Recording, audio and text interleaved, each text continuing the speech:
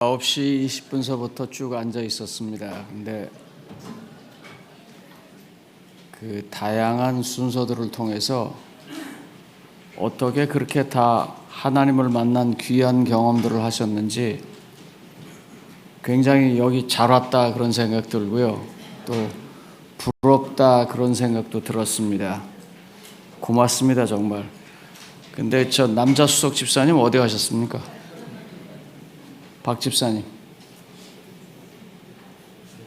아래층에. 왜냐면 그분이 저를 위해서 기도하고 있거든요.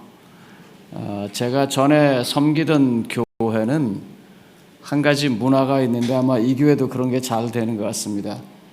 설교 시작 전에, 다시 말하면 예배가 시작 전에 기도반이 먼저 모입니다. 그래서 기도반은 한 8시 40분 그때면 옵니다. 그래서 같이 모여서 저희는 이제 1부, 2부, 3부가 이렇게 예배를 드려지니까 각 예배부에서 말씀을 전하시는 목사님들을 위해서 기도하십니다. 근데 우리 동창들이 지금 기도해주고 있고 또 여러분들이 기도해주고 있습니다. 감사합니다. 시간이 지금 꽤 많이 지났기 때문에 제가 여러분들한테 이걸 나눠드렸는데 안 받으신 분은 나중에 받으십시오. 여기 내용이 다 있습니다.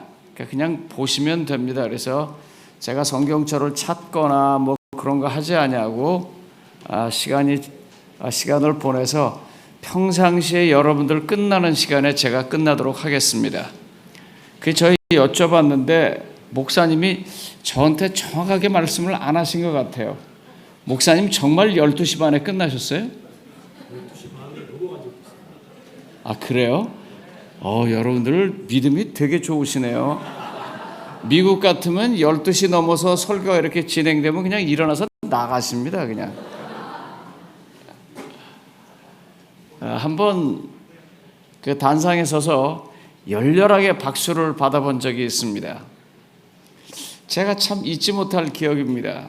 왜 박수를 받았냐면 팀으로 전도하라는데 제 앞에 계신 분이 제 시간까지 다 쓰고 저 시간이 시작될 때는 끝나기 5분 전이었었습니다.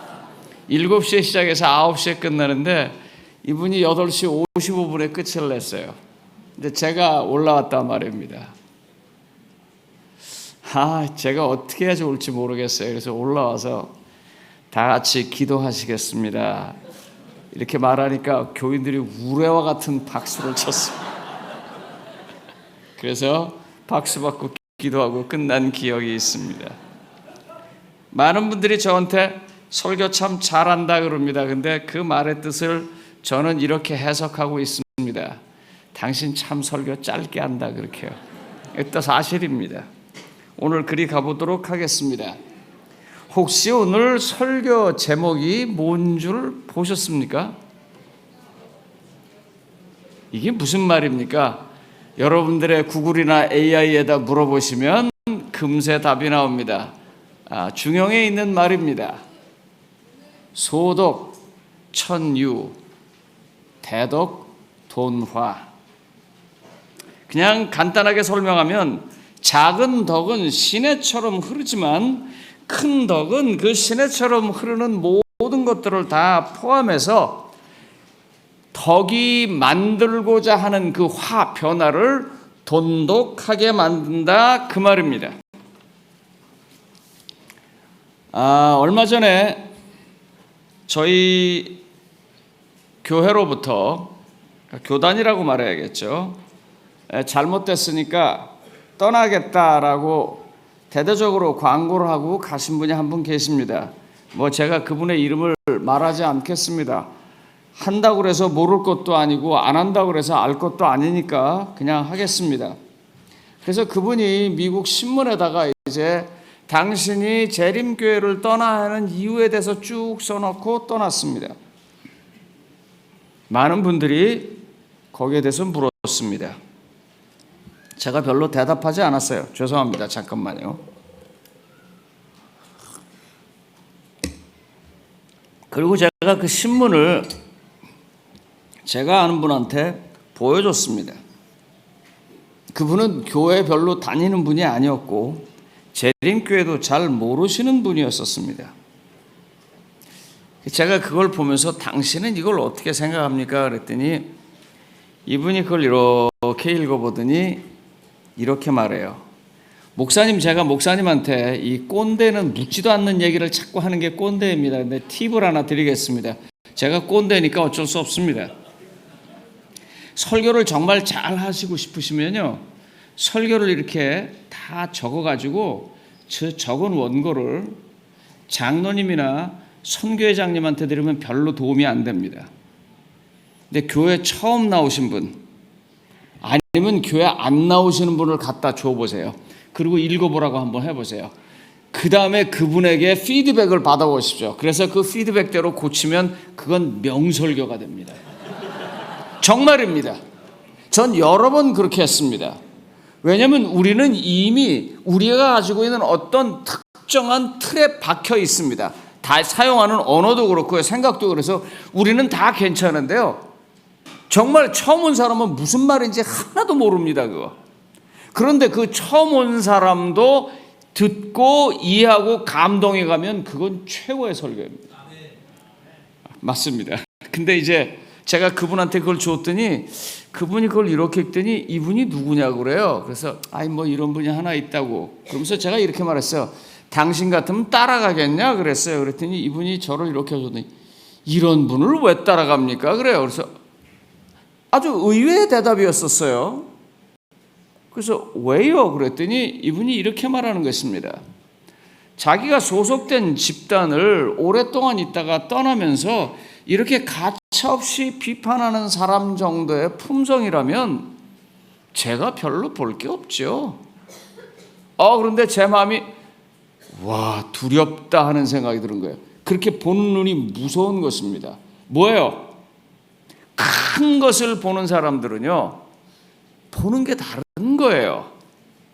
오늘 성경에서 그런 것들을 좀 보도록 하겠습니다.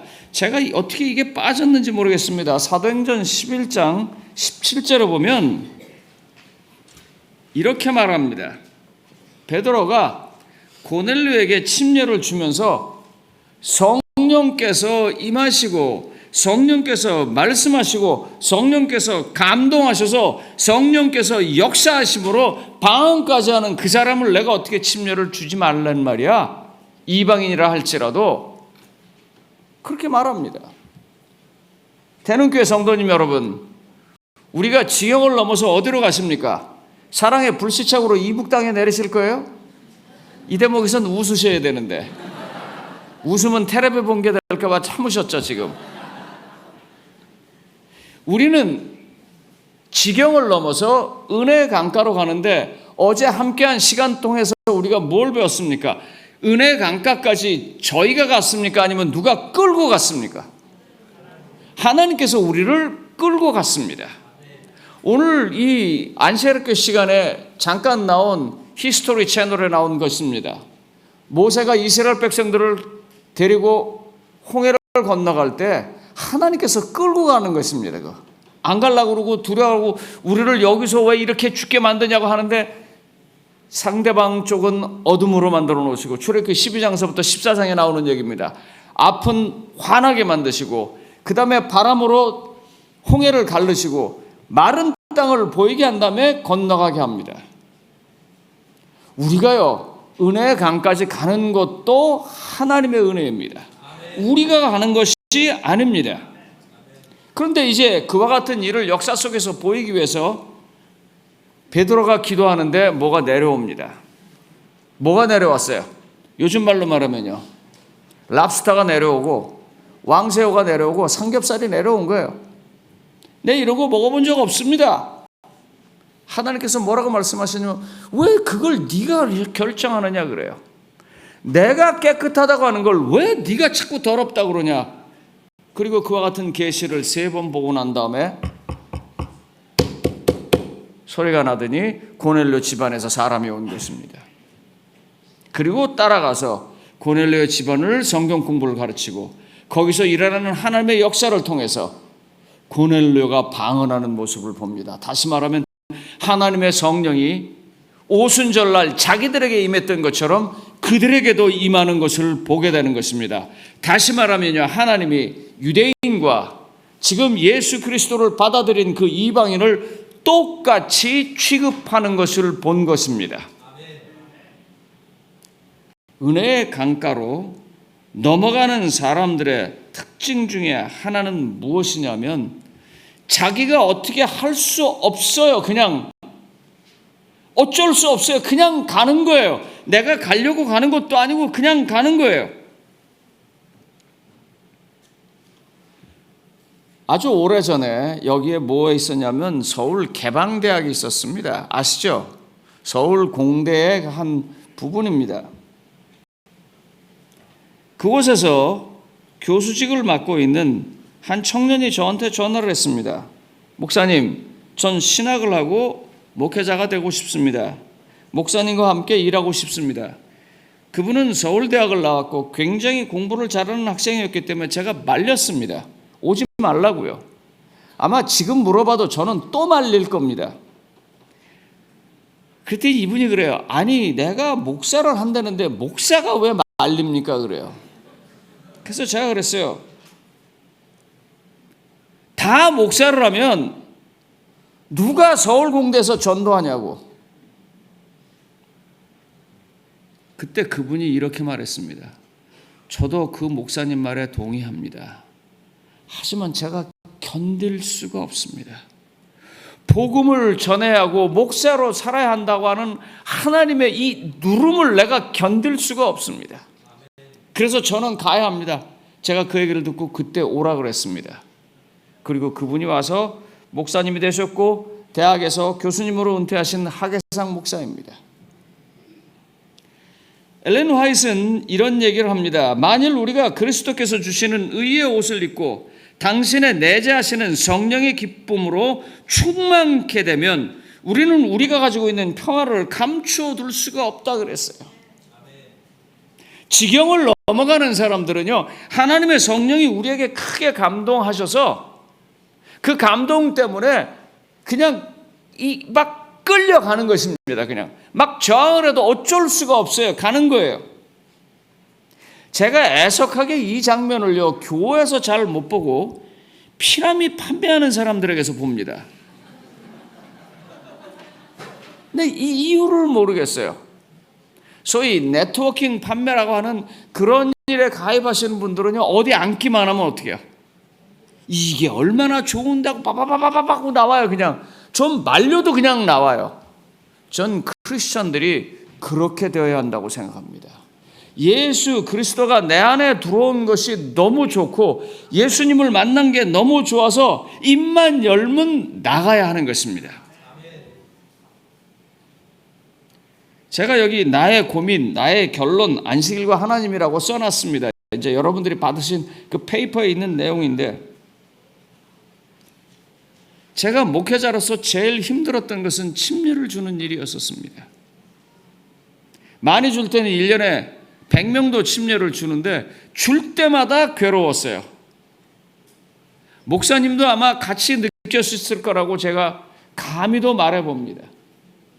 내가 침례를 주면은요, 특별히 젊은 아이들을 침례를 주면 멀쩡한 애를 팔다리를 잘라놓는 것 같았어요. 내가요.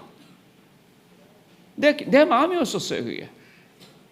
왜요? 얘 이제부터 침례 받아서 토요일 날도 교회도 못 가요. 이제 직장도 어쩌면 토요일 날 쉬지 않으면 못 가요. 내가 얘 인생을 바로 잡아놓는 건지 아니면 망치는 건지 내가 너무너무 괴로웠었어요. 왜요? 그 이유를 오늘 오후에 얘기할 겁니다. 그러니까 오후 1시 반에 제발 좀 오십시오. 저는 미칠 것 같습니다. 그 대목에서는. 오후 1시 반에 좀 얘기하겠습니다. 베드로는요, 성령을 받았고요, 성령을 받은 경험을 해봤습니다.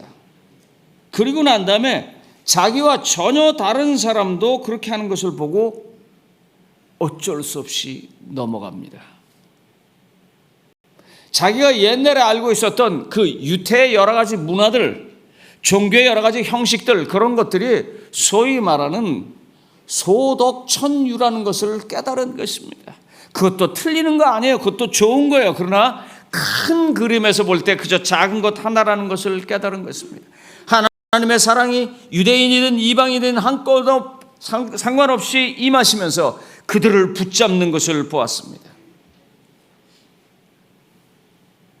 대능교회 성도님 여러분, 정말 지경을 넘어가고 싶으십니까? 정말 은혜의 강가에 도달하고 싶으십니까?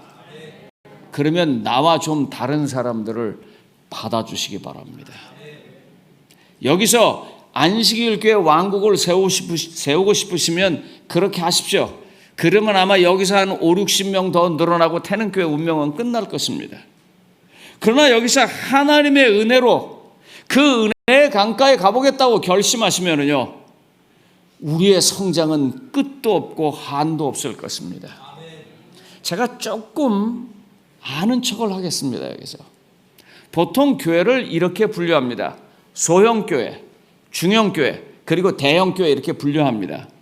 여러분들은 현재 거의 대형교회 수준에 와 있습니다. 아직 대형교회는 아닙니다. 보통 1000명 정도 될 때 학자들이 대형교회 시작이라고 말합니다. 그리고 이제 만 단위로 넘어가면 메가처치라고 부릅니다. 안식일 교회들은 보통 다 소형교회에서 중형교회로 왔다 갔다 합니다. 그 이유를 지금서부터 말씀드리겠습니다. 소형교회를요, 학자마다 조금 다릅니다만 50명에서 100명 사이라고 말하는 사람도 있고 아니면 50명 이하라고 말하는 사람도 있습니다. 중형교회는 보통 100명에서 250명 사이를 중형교회라고 말합니다. 그리고 250명 이상에서 400여 명 가는 교회를 대형교회라고 말하기도 하고 아니면 좀 가서 1000명 되는 걸 대형교회라고 말하기도 하고요. 그 다음에 이제 그걸 넘어가서 만 단위로 갈 때 메가처치라고 부릅니다.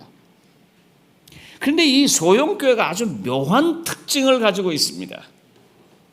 소형교회는요, 대단한 프로그램을 해도 늘어나지 아니하고 목회자가 됐든 그게 그 교회 장로님이 됐든 어떤 리더가 아주 교회를 왕창 망가뜨려도 더 망가지지도 않습니다. 그게 소형교회의 특징입니다. 그래서 소형교회를 다른 말로 뭐라고 말하냐면요, 가족형 교회라고 합니다. 그러니까 그 교회가 구성되어 있는데 복음으로 구성된 게 아니고 복음 외적인 어떤 요소로 구성되어 있는데 그게 목사님의 동생이 장로님이고 장로님의 아내가 집사님이고 뭐 이렇게 해서 다 연결되어 있는 거예요. 그러니까 지지고 볶고 싸워도 거기 있어요. 그냥 뭐가 대단하게 해도 안 움직여요.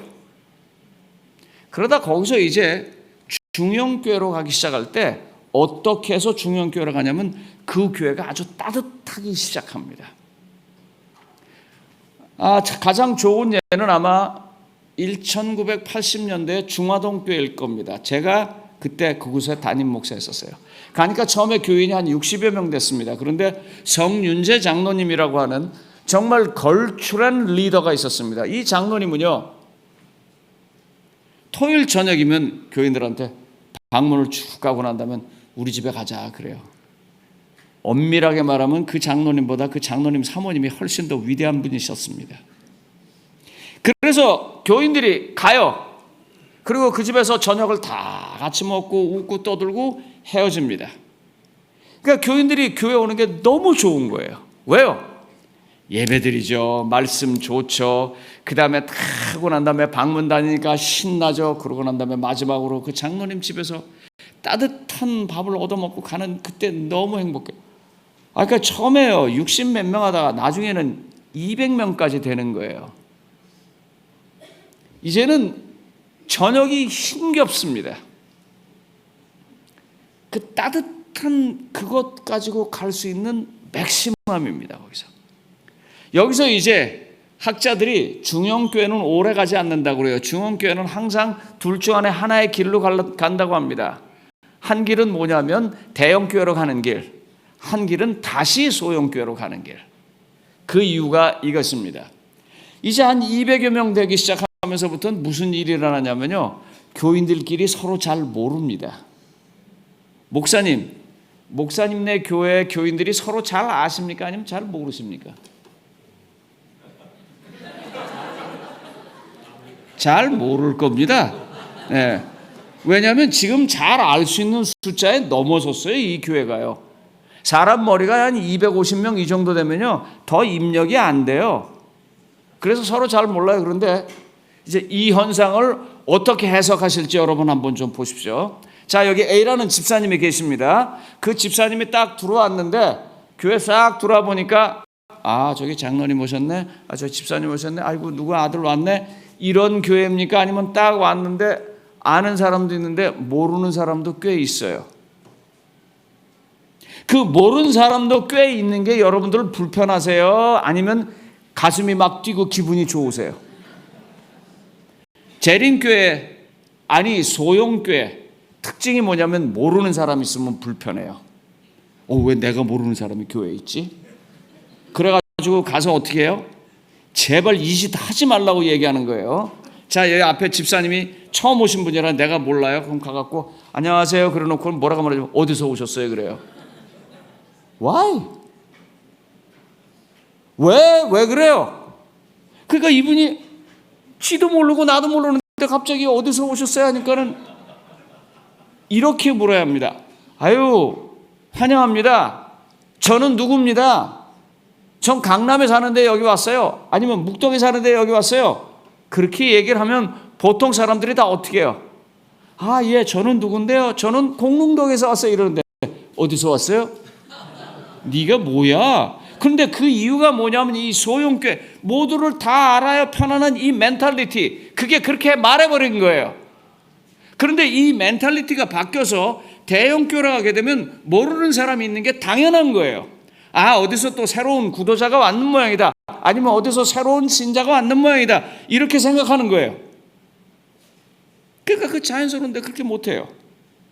이런 소형교회들은 말입니다. 이제 변화를 갖기 시작하는데 어떻게 하냐면 예전에는 선거하면 아주 쉬웠어요.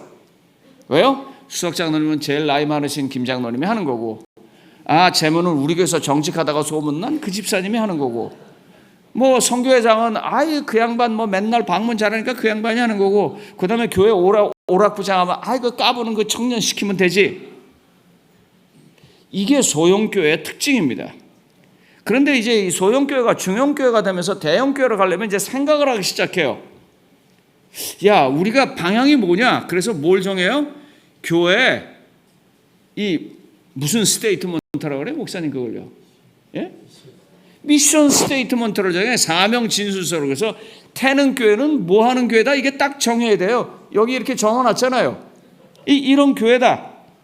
그러면 이제 하는 거예요. 수석장로님을 뽑는데 이 말씀 중심, 선교 중심 이런 걸로 해야 되는데 이걸 잘 이끌어갈 사람이 누군가 하니까 나이는 좀 어리지만 지금 어느 회사에서 기획실에서 근무하고 저런데 아주 잘 아시는 분이에요. 그분이 정하는 거예요. 재정을 정하는데 이 태능교회가 11금이 한 10억 정도 나온다고 그랬죠. 그러면 기타 연금이 아마 한 7, 8억 나올 겁니다. 맞습니까? 더 나옵니까? 덜 나옵니까? 예. 이 7, 8억 정도가 되는 교회에서 운영하는 자금은 적은 돈이 아닙니다. 옛날에는 그냥 정직하면 됐는데 지금 그 돈을 가지고 어느 방향으로 어떻게 써야 할지를 정할 사람을 찾아야 되니까 이제 경영 전문가를 찾는 것입니다. 그래서 거기다 집어넣어요. 이때 이제 문제가 생깁니다. 과거에 기득권 세력일 수도 있고 교회를 잘 알고 교회 문화에 익숙한 사람들이 답답한 거예요. 내가 이 교회를 몇 년이나 다녔는데 나한테 수석장로를 안 시켜? 내가 숟가락 젓가락까지 다 아는데 이게 반응이 오기 시작해요.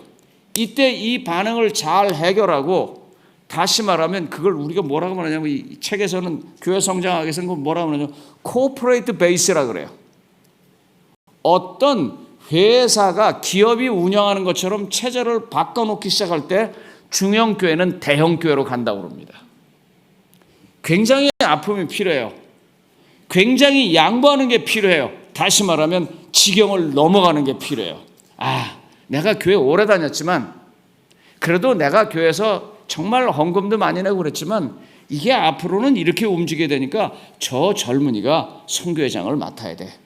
전략을 세우고 독서를 시키고 그다음에 교회를 훈련시키고 그렇게 해서 가야 돼. 그리고 자기 거를 내려놓는 것입니다. 여러분, 사도 바울을 등장시킨 사람이 누구입니까? 첫 번째는 아나니아고요. 두 번째는 바나바입니다. 그런데 역사에서 어떻게 됩니까? 사도 바울이 앞서 나가잖아요. 그런데 그 사람들이 딴지 걸었어요? 안 걸었어요? 성경 읽어보니까. 안 걸었어요. 그리고 밀어줬어요. 그래서요, 500명으로 시작한 초대 교회가 그 당시 인구가 5천만이 넘는데 그 5천만이 넘는 교회, 다시 말하면 로마 제국을 뒤집어 엎을 수 있었습니다. 그랬기 때문에 가능한 것입니다. 은혜의 강가를 넘어갔기 때문입니다. 은혜의 강가를 넘어가기 위해서 가장 필요한 것은 내가 생각하는 그 소독, 작은 지루를 수 있는 그 소독을 포기하는 것입니다. 그리고 커다란 대덕에 맡기는 것입니다. 뭐예요? 하나님의 사랑, 하나님의 구원, 하나님의 은혜를 믿고 나와 좀 다른 그 사람이 내 앞길을 갈 수 있도록, 교회를 인도할 수 있도록 이끌게 허락하는 것입니다. 어떤 지도자 하나를 세웠을 때요, 이게 세상에서 제일 쉽습니다. 흔히 정치에서 이렇게 말합니다. 한국에서 제일 팔자 편한 자리는 제1야당 총재라고 그럽니다. 왜요? 대우는 대통령처럼 받지만 하는 일은 비판만 하면 돼요. 그거 그렇게 하냐? 국민연금 그렇게밖에 못하냐? 예? 그 다음에 뭐 최상병 얘기 그렇게 하냐? 뭐 그냥 비판만 하면 돼요. 교회에서 제일 꼴보기 싫은 사람, 교회에서 제가 제일 무시하는 사람이 어떤 사람인 줄 아십니까? 지는 안 하면서 비판만 하는 사람. 안시학교 순서가 그게 뭡니까? 요번 집사에는 왜 그렇게 합니까? 제가 그러면 그래요. 그분한테. 저 사실 굉장히 이렇게 말이 스트레이트로 나가는 사람이거든요. 어떻게 내년에 당신이 수석 집사 하시려고 내가 그래요. 하겠다 그러면 들어요. 안 하겠다 그러면 조용히 있으라고 그래요. 비판은 가장 쉬운 것입니다. 그러나 막상 거기에 들어가서 함께하는 건 쉬운 일이 아니에요. 그러니까 지경을 넘어서 은혜의 강가로 가려면 말입니다. 현재 뭐 찬양대, 집사부, 안식일, 뭐 도로가에 뭐 이렇게 일하는 그 사람들이요, 나와 조금 다르더라도 내가 보기에 좀 부족한 것 같아도 밀어주고 따라가는 것입니다. 베드로가 어떻게 했어요?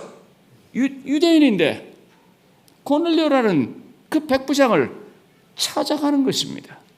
그리고 그와 함께 성경을 공부하고 성령이 내리는 것을 보시니까 드디어 어떻게 해요? 복음이 유대라고 하는 문화와 사회에서 이방이라는 사회로 넘어가서 하나님의 교회가 전진하지 않습니까? 어제에 이어서 오늘 우리가 해야 하는 것은 바로 이런 것입니다. 정말 은혜의 강을 넘어가고 싶으면 내게 큰 것을 양보하시면서 다가오신 그 하나님을 경험하고 믿고 받아들여서 내 앞에 작은 문제가 있는 그 사람을 지적하기보다는 끌어안고 살게 되시기 바랍니다. 이 태능교회가 그와 같은 마음 자세로 한 발 한 발 나가게 될 때 태능교회는 전체가 은혜의 강가로 갈 것입니다. 제가 여기 다니엘서와 그 다음에 갈라디아서와 사도행전 16장에 있는 세 얘기를 놨습니다. 저는 사실 이 오후에 그 부분을 할 건데요,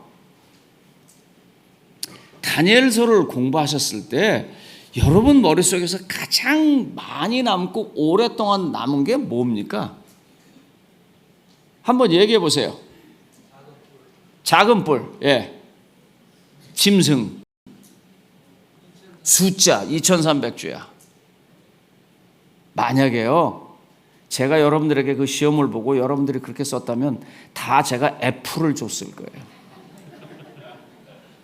다니엘서의 가장 중요한 것은요, 다니엘이라고 하는 그 인간이 하나님을 믿고 받아들여서 어떻게 사도행전 1장 8절의 말씀처럼 하나님의 증인이 된가를 바라보는 것입니다. 제가 다니엘서를 보면서요, 이런 대목을 읽을 때는요, 가슴이 뛰고 나도 그렇게 살고 싶어요. 다니엘서 2장 24절입니다. 다니엘서 2장 24절.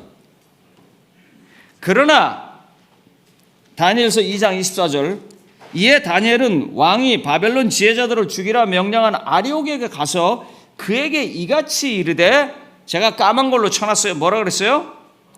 바벨론 지혜자들을 어떻게 해요? 죽이지 말고. 제가 뭐 이 단상에서 정치를 말하는 것도 우스운 거고 또 제가 정치를 잘 알지도 못하지만 한국에서는요 영어도 잘 못하고 낙이 없기 때문에 그냥 한국 신문 보는 게 낙입니다. 그래서 여러분보다 한국 정치나 사회를 더 잘합니다. 할 줄 아는 게 그거밖에 없으니까요. 근데 요즘 정치를 보면은요 이 인간들이 아주 정말 핫질입니다. 왜 핫질이냐면 상대를 받아들이질 않아요. 여든 야든 왼쪽이든 오른쪽이든 다 똑같아요. 여기 다니엘을 보세요. 지금 영어 한마디 할게요. What a good chance. 이 얼마나 지금 좋은 기회예요. 아리오게한테 뭐라고요? 다 죽여라. 그리고 왕한테 가서 어떻게 해요? 얘기 딱 해서 어떻게 해요? 싹 죽여버리고 자기가 딱 올라올 수 있는데 다니엘이 지금 어떻게 하고 있습니까? 제발 그 사람들도 죽이지 마라. 그리고 좀 같이 오라 그래라. 다니엘의 머릿속에 이 대덕이 무엇입니까? 내가 진리를 알아서 왕에게 설명하고 내 것을 얘기해야겠다. 이게 아니고 어떻게 해요? 내가 하나님으로부터 받은 이 거대함이 나를 반대편에서 죽이려고 했고 모함했고 반대편에 섰던 그 사람들까지도 어떻게 해요? 같이 듣고 받아야 할 기별이고 축복이다 하는 것입니다. 이렇게 될 때에나 제7일 안식일 예수 재림교회가 소위 말하는 땅끝까지 복음을 전하고 예수님을 오게 하실 것입니다. 이렇게 되지 않는 한은요, 죄송합니다. 예수님은 너무너무 오고 싶어도 오실 수가 없습니다. 다니엘이 이렇게 말하는 사람이기 때문에 하나님께서는 다니엘에게 그 꿈을 해석할 수 있는 걸 주신 것입니다. 그래서 데리고 들어가서 그 사람들도 다 듣게 합니다. 사도 바울이요, 복음을 전하기 위해서 가는데 어느 지역에 가니까 유대인 회당에서부터 시작을 해야 돼요. 그러니까 디모데를 어떻게 하냐면 할례를 받게 합니다. 그런데 이미 이제 그런 문제가 다 해결이 됐는데 아직도 어떤 사람이 와서 할례를 받아야 구원을 받는다. 그러니까 할례 받지 않으면 구원을 못 받는다. 다시 말하면 유대인이 안 되면 구원을 못 받는다고 지금까지 왔던 그 일에 아주 정면으로 부닥치는 것입니다. 그랬더니 사도 바울이 디도를 데리고는 어떻게 해요? 할례를 안 줍니다. 그리고 그냥 나가요. 왜요? 지금 사도 바울에게는요, 할례를 받느냐 안 받느냐는 전혀 관심 대상이 아닙니다. 하나님의 말씀으로 한 사람이라도 더 구원을 할 수 있느냐 없느냐가 사도 바울의 가장 중요한 관심 대상입니다. 그러니까 그의 폭은 다른 것입니다. 태능교회 성도님 여러분, 여러분들은요 어떤 마음으로 이 교회를 지키고자 하십니까? 그리고 여러분들은요 지경을 넘어서 은혜의 강가로 갔을 때 누구를 볼 거라고 생각하십니까? 최근에 한 분을 제가 만났습니다. 그분은 이 한국에 나와 있는 많은 이 공산주의자들하고 일을 하시는 분입니다. 한국에 이 뭐 유학이나 이런 걸로 뭐 미국에도 마찬가지지만 많은 공산당원들이 와 있습니다. 이분이 성경을 가르치는데 배우겠어요? 안 배우죠. 다시 자기 본국으로 돌아가게 되면 또 당원으로서 살아야하기 때문에 당연히 안 받습니다. 이분이 근데 어떻게 했는 줄 아세요? 어느 날 이제 같은 대학의 교수들이니까요. 오라고 밥을 함께 잘 먹이고 내가 당신을 데려갈 때가 있다고. 그리고는 불암사를 데리고 갔습니다. 어디요? 불암사 절. 그래서 이게 절이니까 여기서 당신 하고 싶은 거 하고 기도하고 싶으면 기도도 하라고. 이분이 깜짝 놀라가지고 목사가 말입니다. 자기를 절에 데려다 주니까 이래도 되냐고. 걱정하지 말라고.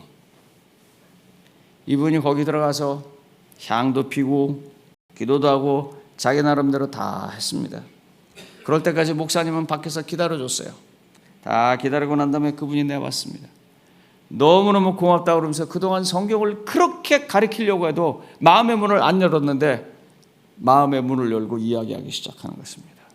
그러면서 그때 그분이 이런 얘기를 했습니다. 이거 굉장히 중요한 얘기입니다. 목사님, 사실 제가 목사님을 만나서 자꾸 듣기 때문에 본국에 있는 내 친구, 종교국에 있는 당원 내 친구에게 물어봤습니다. 도대체 이 안식일 교회가 어떤 교회냐? 그때 제 친구 종교국에 있는 공산당 그 간부가 이렇게 말을 했습니다.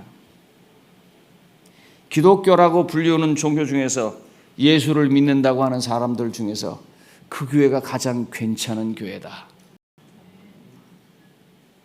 그 말이 어디서 나왔어요? 절에 데리고 가서 너 편한 대로 좀 해라.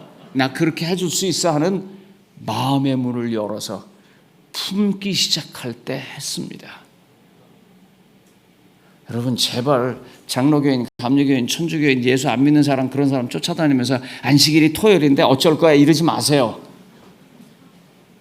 그건 아무것도 이루어지지 않아요. 하나님이 날 사랑하고 하나님이 당신을 사랑하고 하나님은 나와 당신 모두를 은혜의 강가로 데려가고 싶어해. 나는 그저 그 생각밖에 없어. 같이 가자. 그 발걸음에 손을 잡고 그때야 따라올 것입니다.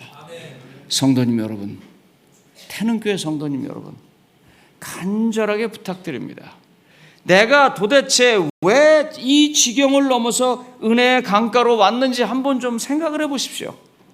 내가 옳아서 왔습니까? 딱딱 맞춰서 왔습니까? 아니면 내가 힘들고 어렵고 부족해도 여전히 나를 안아주고 이끌어주고 인도해준 그 하나님에게 감격되고 감동돼서 하다 보니까 여기까지 왔습니까?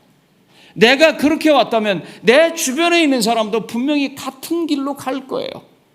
그러니까 우리는 그 사람들 앞에서 하나님께서 내게 해주셨던 것처럼 우리 또한 똑같이 작은 예수님, 작은 하나님이 되어서 가야 할 것입니다. 이야기 하나 하고 설교를 마치겠습니다. 어느 날 말입니다. 어떤 한 외국인 형제를 만났습니다. 그래서 제가 그 형제하고 얘기하다가 열심히 그 외국인 형제를 성경 공부를 가르쳤어요. 이 못하는 영어로 정말 열심히 가르쳤어요. 그러고 나서 얘기를 했습니다. 교회 가자 그랬더니 자기도 교회 간다고 그래서 어느 교회 가냐니까 안식일 교회 간대요. 근데 속으로 이게 뭐야. 그런데 고담이 문제였었어요. 그 어느 안식일 교회 가는데 그랬더니 안식일 교회가 아니에요. 그 교회가요. 그 어느 교회? 그랬더니 어느 교회라고 그래요. 그 교회는요 초교파 교회예요. 로마린다에 있는 그 아주 굉장히 큰 교회인데 자기는 그 교회 다니면서 안식일 교인이라는 거예요. 나중에 알아봤습니다. 여러분 바티칸에서 가장 큰 교회가 어느 교회입니까? 너무 쉬워서 대답을 못하세요. 바티칸에서 가장 큰 교회는 어느 교단 교회예요? 캐톨릭입니다. 그러면 유타에서 가장 큰 교회는 어느 교회입니까? 몰몬입니다. 그럼 로마린다에서 가장 큰 교회가 어느 교회가 돼야 돼요? 그런데 애석하게 로마린다에서 가장 큰 교회는 안식일 교회가 아닙니다. 어떤 교회에 있어요. 그 교회가 가장 커요. 나중에 알아보니까요. 그 교회는요. 토요일에도 예배를 드려요. 목사님, 그 교회가 토요일에도 예배를 드려요. 그 왜 드리냐 그랬더니 여기는 그 애드벤티스트 커뮤니티이기 때문에 우리가 토요일 날 예배를 드려주면 사람이 올 거다. 그래서 이 친구가 거기 간 거예요. 예수를 믿지 않았던 친구인데 거기 가서 예수를 믿은 거예요. 제가 무슨 얘기하는지 이해하시죠? 여러분 직원에서 결정할 일을 제가 미리 얘기하는 것 같은데 왜 우리는 토요일 날 예배 드리는 것처럼 일요일 날 문을 못 열어요? 뭘 알아야 지킬 거 아니에요. 제가 이 비재림 신도들을 만나면 열에 8, 9사람이 이 질문을 합니다. 뭐라고 하냐면 성경 같은 거 읽으세요. 그래요. 여러분들도 비슷하게 받아왔을 겁니다. 성경 같은 거 읽으세요. 그 정도로 우리를 몰라요. 근데 우리가 문을 열어서 그들이 여기 오면 우리가 가지고 있는 건강기별 얼마나 좋아요. 얘기해주고 우리가 가지고 있는 예언을 통해서 말세를 대비할 그와 같은 모든 것들을 이야기해주고 들어야 믿을 거 아니에요. 그런데 우리는 문을 안 열어요. 왜요? 안식일 지켜야 되니까.